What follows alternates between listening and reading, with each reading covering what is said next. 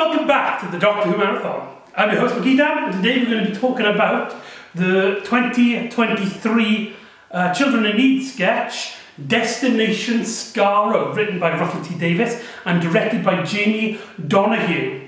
This is to celebrate the 60th anniversary of Doctor Who, with David Tennant returning as the 14th Doctor, appearing in this skit. But also, as well, this story acts as a prequel to the prequel to the Daleks. Yeah, it's very strange like that. But it's only about 5 minutes long. We also see Julian Bleach return as Davros, as a pre-scarred Davros. We'll talk about that later on. It's only a 5 minute long sketch for Children in Need. A lovely event. Basically, Children in Need in the UK, we celebrate it like every year, where we have a massive TV event and they have little bits, some like comedy sketches, sometimes Doctor Who sketches, and all that. Doctor Who's had a history. Funny enough, this is the second time where we've had a Children in Need sketch be an introduction to a Doctor played by David Tennant. Technically, we had Liberation of the Daleks, which we talked about on the marathon. However, most people didn't read the comic. That's when it's for really die-hard fans. So this would be most people's introduction to the 14th Doctor proper. But as well, this story is also acts as a prequel to Genesis of the Daleks, one of the most iconic stories in the series, Fourth Doctor story, which shows the origins of the Daleks and introduced us to Davros. And this story set before that, but also as well with that comes a discussion which we'll talk about in a bit. So the story is essentially, it's only 5 minutes, it's essentially about Davros introducing the concept of a Mark III travel machine, which was what the Dalek called, before the called Daleks, to Mr. Castavillian, played by Mahugh Rizwan. He's a British comedian who I don't think I've seen him before, so this is my introduction to him. Apparently he's pretty big, so that's really cool. You know, Doctor Who has had a long history of getting these big name comedians and putting them in the show. Lee Mack was in a Jodie Whittaker story. Lee Evans was in a Doctor Who story. John Cleese was in a Doctor Who story. So that's just a lot of fun in the history and stuff. Essentially, we get to see a origin of the Daleks, and we get some really great shots. Jamie Donahue's directing here really brings up. There's a great shot where we get introduced to the Mark III travel machine, which is the prop that was used in Genesis of the Daleks, the black paint, and you have the eye with the actual eye in it. I never really liked the eye, but the fact that it has it on it in this story is continuity connected. But here we see Davros introduce the Daleks as a pre-scarred Davros. He can walk. He has none of the scarring. He's not a mutant. He is a normal coloured individual, which is very cool to see. And Julian Bleach, as soon as you hear that voice, you recognise it. That's really cool. But anyway, he leaves the room, and we get our first introduction then to the 14th Doctor, who just crashes into the scene. And right off the bat, Murray Gold, because this is actually, I forgot to mention, this is the first story with Bad Wolf production actually being front and centre after taking over the roles with Russell T Davies from Chris Chibnall and the normal BBC studios. So this is our first introduction to what Doctor Who will be. Right off the bat, Murray Gold music, back after leaving the show in Twice Upon a Time, Peter Capaldi's last story. Here, you instantly get the Doctor Forever theme, which was introduced in Series 3, and instantly to bring back memory. It's so cool. But when we actually see the 14th Doctor, you have this really like quirky, this is a comedy music, which reminds me a lot of Donna's theme, which is cool because Donna's back. And let's talk about the 14th Doctor here, because like the idea of bringing David Tennant back was so stupid. It's an idea I genuinely despise for the series, and specifically the reason is bringing back any Doctor, but bringing back David Tennant specifically, like, don't get me wrong, love David Tennant. You know, he's a fan who became the Doctor. How cool is that? And he's an absolutely like godsend. Nothing against the man, honest to God, nothing against the man, but he has unintentionally, I think it's more Russell T Davies than anything. I think him as the Doctor has unintentionally been a representation of what Doctor Who shouldn't be. Because in the 10th Doctor's era, we've had him have Rose's story end, and basically have the rest of his tenure begging and wanting Rose and never really getting past that. With series 3, his character arc is basically trying to get over Rose, whilst, well, not even get over her, just the fact that he's sad about her, whilst Martha is basically leftovers. Like, there's that really dumb scene in the Shakespeare Code where the Doctor's like, he's like, oh, these amazing things, these companions. I wish Rose is here, she would know what to do. That was a really dumb scene. And then series 4 is all about Rose coming back. It's something I think it's Russell T Davies's. And then obviously his last story, The End of Time, with his last words being, I don't want to go. Now this is something which I think the fan base has forgotten about. But when that aired, when we saw Matt Smith take over the role, that was hugely controversial. With a lot of people who grew up mainly on David Tennant not really giving Matt Smith a try to begin with. And the reasoning for that is because David Tennant's characterization of the Doctor, at least, okay, that's about fair, Russell T Davies's characterization of the Doctor, didn't want to go, never finished that storyline, so his Doctor represented a don't change. Where we do don't change, changing is bad. You don't want to go. Those are the last words. That was the summarization of the 10th Doctor. So to have him come back just emphasizes more.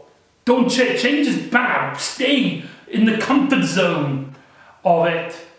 And like, it's something I don't think Doctor Who should be encouraging in that sense. But either way, it's happened. And David Tennant has great comedic chops here. He has that quirky post-regeneration energy in the story. He doesn't really get much to do. He just looks around, he's looking all quirky. He mentions the name Dalek, extermination, and he actually said Genesis of the Daleks, which, okay, this story's a comedy sketch, but the comedy isn't that good. I didn't laugh I laughed right at the very end, when you see Davros looking at the plunger.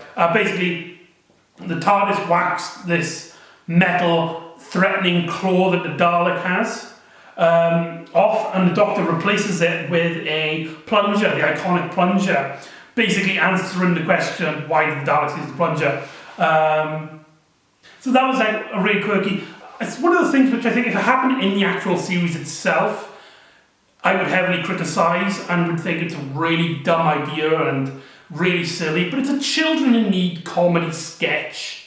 Not really a comedy sketch, like it is supposed to take place in the universe of Doctor Who, but you know, it's for children in need. It's a fun little 5 minutes adventure, so I think this story should get a pass for that little moment anyway. But the story is like, it's very quick, so you don't really get introduced much to the 14th Doctor. It's really just there. He's really just there to be like. He says that it's been an hour since he regenerated, so that was really cool. Because Russell T Davies said that Liberation of the Daleks takes place an hour into the Doctor's life, and that's officially like stated here. The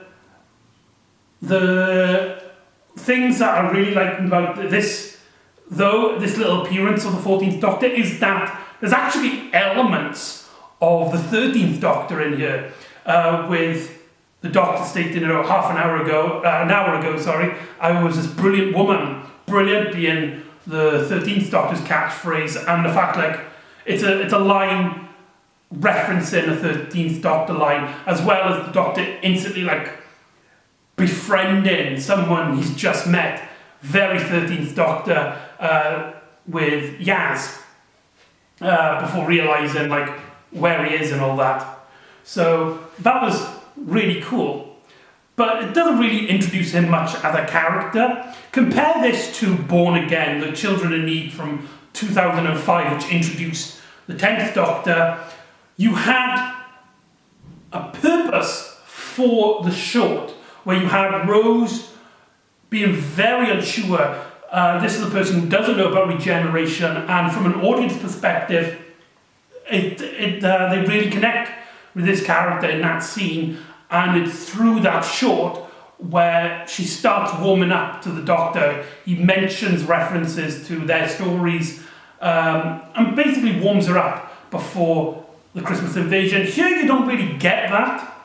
It's mainly just David Tennant going, why have I got this old face? Why am I a brand new friend? But yeah, and the story ends essentially with the Castavillian taking the plunger, replacing the claw, and Davros saying that he likes it. And that is Destination Skaro. This story also came with a new episode of the new series Doctor Who Unleashed, which is a behind-the-scenes series, very similar to Doctor Who Confidential, from Russell T Davies' first era of Doctor Who. And there we got a few information, specifically one we're going to talk about, which has become hugely controversial, and that is what he was talking about Davros. Essentially, to summarise, he essentially said that the betrayal of Davros as a disfigured villain is very out of date with modern times. And this story is, he says lens at one point. This is now our lens to Davros. This is how we see him now in 2023. Personally, when I heard that, I personally just thought that, okay, now this is how we see Davros, as in, he's not evil because of his disfigurement, which has been, at least maybe implied or maybe confirmed in some expanded media. I know that Big Finish has done a series based solely on Davros. I believe it's called I, Davros, which is apparently really, really good. And so this story contradicts that by having the Davros is villainly not being connected with his disfigurement. This happens before. That's what I took out from that interview.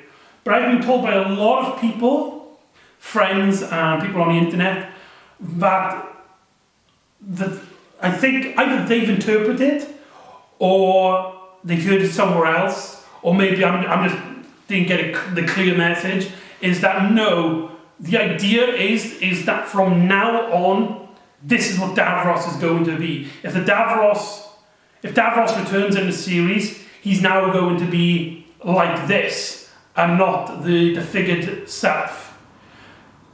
If it's the way I think it is, the lens, that this is just how we now see Davros, as in his disfigurement and his evilness aren't connected, because there is a history between seeing villains, seeing disfigured people as villains in media, and you can kind of take the mick out of that.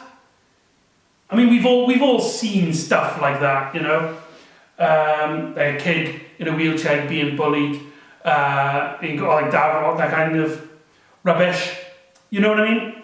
It does happen, especially on like playgrounds and stuff, and specifically as well, this being a children in need special, which some of those children are disabled kids, so you can't really have the villain of the piece be this defigured disabled person. It's just not a good look. However, if it is the case that this is now, like, we're getting rid of the original design of Davros, I'm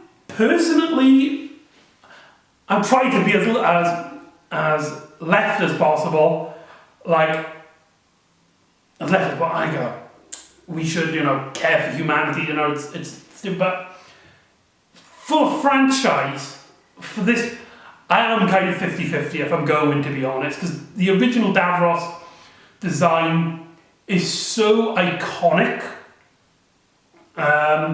with the wheelchair and the figure, as well as I think it does kind of tie in with the character in the sense that, which I guess obviously is one of the things that Russell Davies is on about, where he's saying, you know, it's not a good look.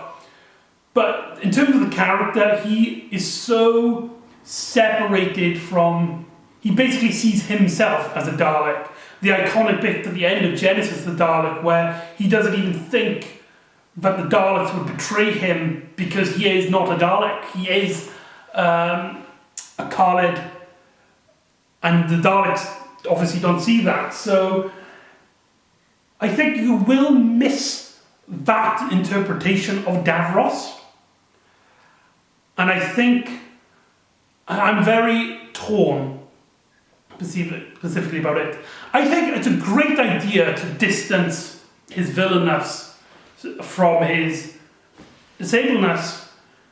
And if that's, I think that's what I mean. But in terms of, right, from now on, also, I hope we get at least like a continuity explanation on why. Like maybe we'll see Davros in his iconic design, and then in the story he rejuvenates. Could also tie in with The Witch is Familiar, which is the last Davros story, televised story, where he absorbs the regeneration from the Doctor. He tricks the Doctor into giving him some of the regeneration energy into the Daleks, allowing Daleks to regenerate, which it was never followed up on. Oh my god, I think the Davids could be fought. Okay, I might have come up with a theory, and if it does tie into Witch is Familiar and The Witch's, is it The Magician's Apprentice and The Witch is Familiar? That would be really cool as a fan. Probably not a great idea because that story wasn't particularly loved by most people. I personally had a really lot of fun with it, even if it has a lot of issues. You can watch my video on that to know my opinions on that. But that's something just now popped in my head, but that's really cool. I hope that is the case. That like if they do decide to redesign Davros, that's how they do it. But the idea of changing Davros, it's very controversial, and I can see both sides of the argument. I can understand why people love this change and think it's a great idea, and people who dislike the change, and people who think that we should keep to the original design, at least the basic premise of Davros being this mutant person. But who knows? It could just be the fact that this is just a one-off, seeing Davros pre-Genesis of the Daleks, and just having a really just cool interpretation of the character. It's pretty cool. And Julian Bleachback, just so cool. Also, we hear Snyder's voice at one point. According to Wikipedia, it's Nicholas Briggs doing an impression, but it's spot on if it is. It generally sounds like they've taken a clip from Genesis of the Daleks. But anyway, that is Destination Skaro. I hope you enjoyed, and join me next time where we will get into the 60th anniversary, where we will get an adaptation of one of the most iconic Doctor Who comic stories, and we get introduced to probably one of the strangest Doctor Who villains of all time, and we get reunited with beloved companions and their families, as we might get some answers on why the Doctor is wearing his old face. So join me next time for the Star Beasts, and I'll see you next time on the Doctor Who Marathon. Ta-da!